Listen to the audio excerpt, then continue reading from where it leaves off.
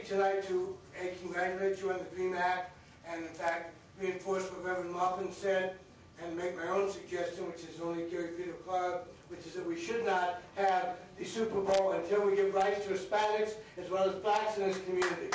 When we fought a battle to give the blacks, and the discrimination against Hispanics is far worse than was ever under MECOM in regard to the Martin Luther King days. It's horrible, the Prop 300 and the other stuff that was passed.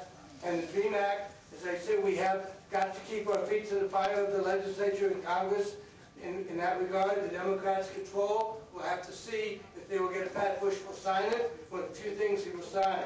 Okay, the other thing I wanted to say today is to clarify my remarks about Dr. Chopra. I was one of those that I told Dr. Chopra, who was first glommed onto him as being the man I wanted when he first appeared, along with, what, 89, was it 90 people? We had everybody from all over the world. And I'm not sorry, as I said in the paper 1 minute, that I voted for Dr. Chopra. He's done a lot of good. But let me tell you something that Marty Heffel told me in a different context. We'll make this clear.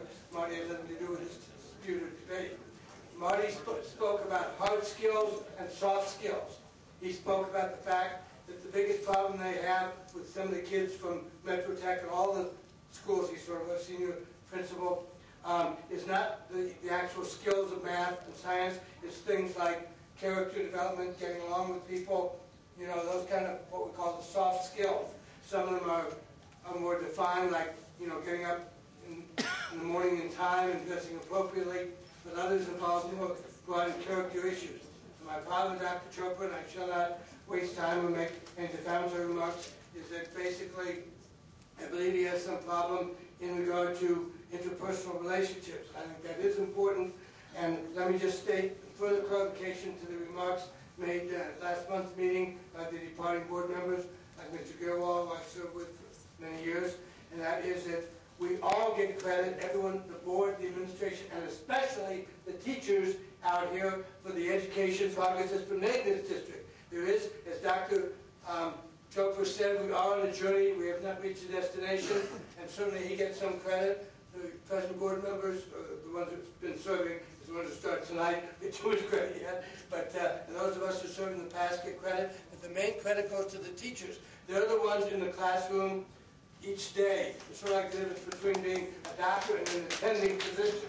You get the point about that. And so I think that whether or not Dr. Chopra's regime should be continued, or his tenure rather, is not something to be discussed tonight, and I shall not discuss it beyond the comments I made. I simply ask the board to consider it's not simply the hard data, statistics that you have to look at, but also, you know, the soft skills, how you get along with people, how board members are treated, whether promises are made or kept. Again, I'm making some implications, but I will not go beyond it. And I hope that as you consider those matters in the future, you'll consider the soft skills as well as the hard skills, because that is essential for our teachers, for our students, and certainly our administrators. Thank you.